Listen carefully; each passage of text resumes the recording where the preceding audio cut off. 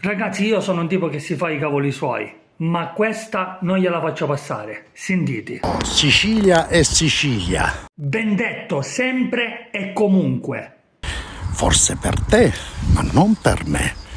Per me è un capitolo chiuso. Ah, hai finito di studiare la storia della Sicilia? Ora ti interrogo però, eh? Cosa avete in Sicilia? A parte il mare e il sole.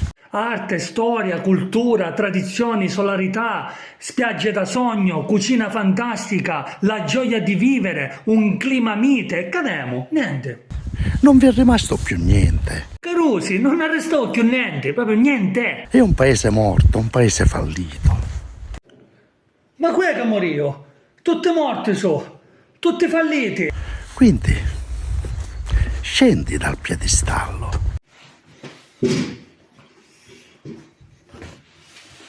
Va bene così? Alcuni sono orgogliosi di essere siciliani, ma non ho capito ancora il perché. Picchina sentiamo sempre sucata. Per cosa ti vanti? Mi vanto perché con tutti i problemi che possiamo avere nella vita noi sorridiamo sempre e lottiamo sempre per andare avanti. Se vai in ospedale, se tutto va bene ti fanno morire in sala d'attesa. Ma incominciamo chiaramente, solite cose. Scuole non funzionano, strade non funzionano.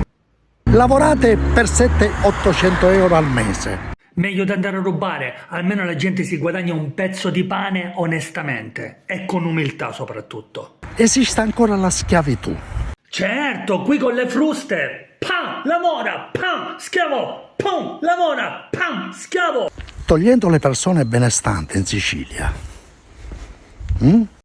tutto quello che rimane è tutto da rottamare. Miei cari amici, se non siete benestanti o ricchi, siete tutti da rottamare. Quindi, caro popolo siciliano, siete un rottame. Tutti, tranne quei 4 ricchi e benestanti. Io vivo in un paese civile, Ja, aber du bist Ausländer.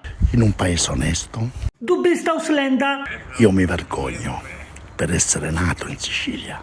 Sì, però ti viene a fare i vacanze qua, eh? Quando arriva l'estate in Austria, oh non vedo l'ora, che bello, vado in ferie in Sicilia! E non direte no, picchiusaccio.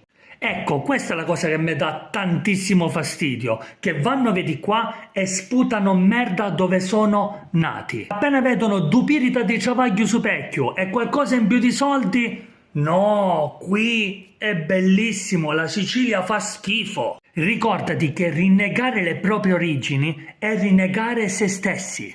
Puoi togliere un siciliano dalla Sicilia, ma non potrai mai togliere la Sicilia dal cuore di un siciliano.